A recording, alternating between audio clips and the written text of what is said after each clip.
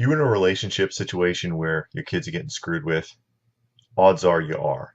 If you've been separated, divorced, whatever, one person has all the power and one doesn't. And usually the person that has all the power is the person that has the most direct access, and that is the person who gets custodial rights, the person who the child actually lives with, as opposed to when they say, oh yeah, joint custody, both parents make decision making and all of this. That's not true.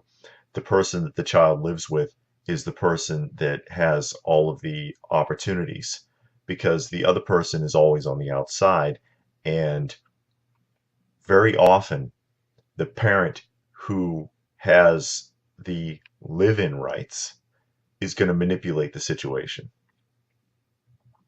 That's been in my experience. I've seen it's happen to me, and it's happened to a lot of people that I know and that I've spoken with, where that person, they're always putting a bug in that kid's ear and messing things up, causing problems. And this happened in my own experience when I was a child.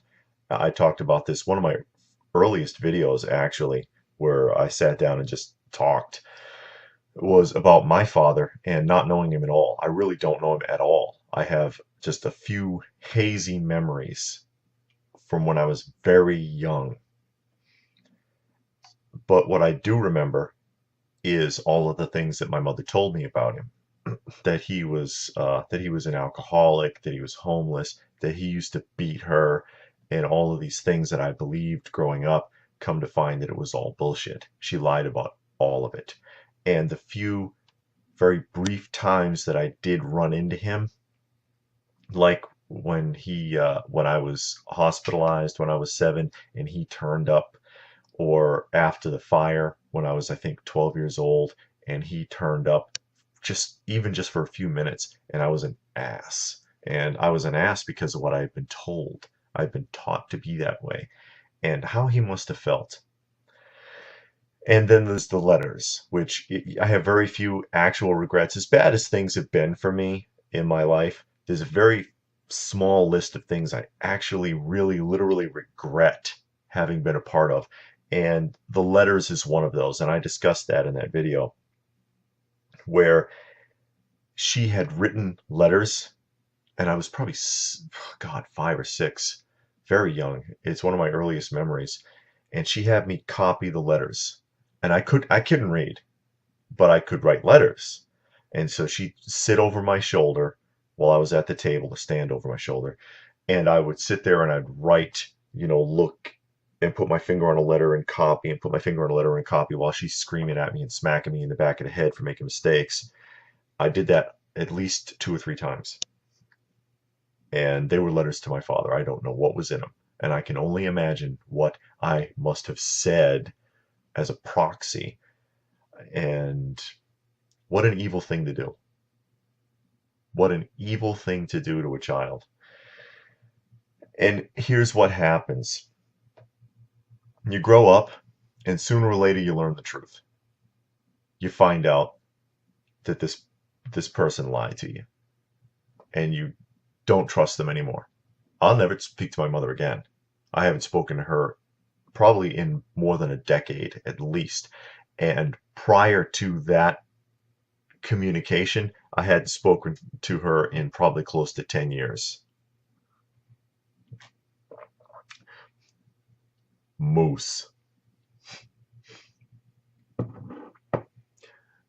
That trust, whatever was built, even though it was a foundation of bullshit, it just dissolves. And you don't ever want to have anything to do with that person again. In my case, it was a multitude of reasons, but that was one of the main ones. You lied to me about all the things that I had heard. This guy went on to have a family of his own, trying to track him down in later years.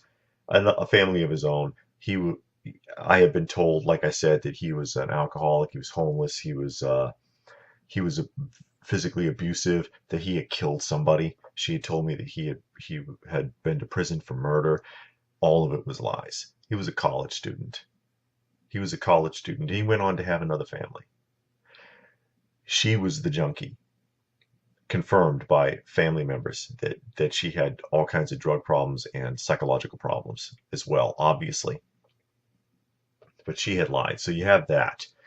Plus there's the repercussions that falls on me, because as a result of my upbringing, I made a lot of really poor relationship choices. You know, there's a generational curse, and that can bleed on to your own children if you're not careful, because then your mistakes become theirs. They inherit at least a piece of it. And I just pray that they got as little of any of my mistakes as possible. I try to use myself as an example of having made mistakes with my own kids. Then there's the shame of it, because for a long time I didn't even try to get a hold of this man, because it's like, God, the things I must have said to him, and the letters, whatever was in the letters, you know, whatever heartache this guy was put through, he doesn't want to relive it. He doesn't want to see me. And then as time goes on, you get to a point where it's just too damn late, because I have tried to contact him. I've tried a couple of times, you know, basically tracked him down, wrote to him, hey, it's me. I'm not accusing you of anything. I don't want anything from you. I just had a few questions. If you don't mind talking, you know, I'm not gonna be rude. I'm not gonna accuse you of anything. I have a pretty good understanding of what might have gone down. Never heard back. And he's probably, enough time has elapsed where he's like, God, you know, I can't do this. And I get it. I get it. I'm not mad at him. I don't know him at all. How can I be mad at someone I don't know? And that's a sad thing. And how did it affect him? Because now this is a guy who went through a ton of crap with a woman and a kid, right? And starting another family, how bad are the trust issues, or were the trust issues in the beginning, at least, of that relationship? And did he project any of that to his children? Generational curse, there it is again. All because an angry woman wanted to be vindictive. Men do this too, but in my experience, from what I've seen and what I've been through, it's mostly women who've done it. And also, you know, I have another video where I talk about custody reversal, because I had, in my first relationship, there were 2 boys, right? And it took, and this is where it gets messy when the court's involved, because the court doesn't like to keep seeing people, and they try to put it off and try to put it off, and there could be something crucial that needs to be brought up and they ignore it. It took more than 4 years to get back into court. They just handed her custody, and then it took more than 4 years to get back into court. And when it did, the judge was like, what in the hell? Why wasn't this brought before me sooner? Well, because that's the way the system is set up. It makes it damn near impossible. But why wasn't this brought before me sooner? Reversed custody. I have a whole video about that. Custody reversal 2007. But point being that, for example, my youngest from that relationship was 9.5 years old when I got him. And it wasn't until he was like 15 years old that we started to connect. Think about that. More than 5 years it took for the bulb to click on in his head and come to me and just sit down and just start talking and be like, telling me what happened in that relationship with his mother while he was living there.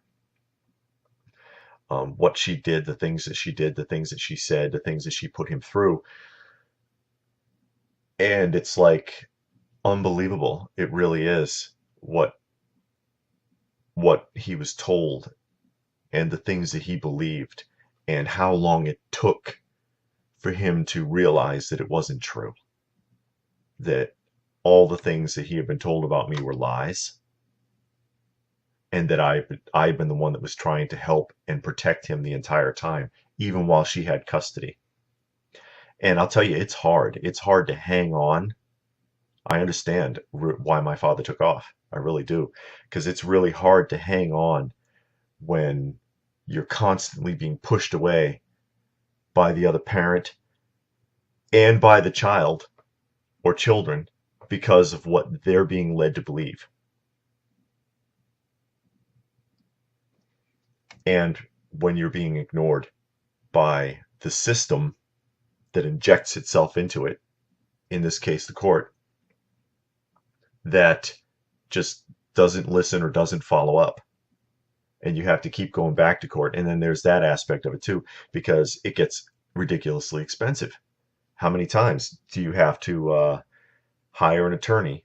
How many thousands and thousands of dollars that you probably don't have, especially if you're paying child support, to keep trying to go back to court until something finally clicks and they're like, okay, you can come to court years later. And then they realize that you've been telling the truth the whole time. And then they have to make a really stern decision, which again shakes up the foundation of everything and can be very disruptive in of itself.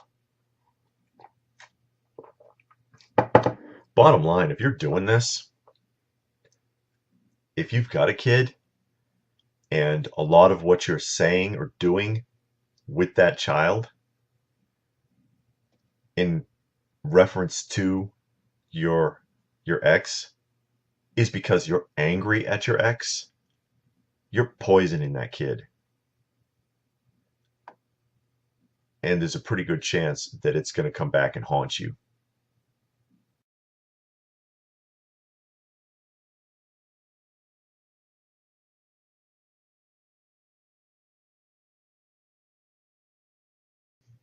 You in a relationship situation where your kids are getting screwed with, odds are you are.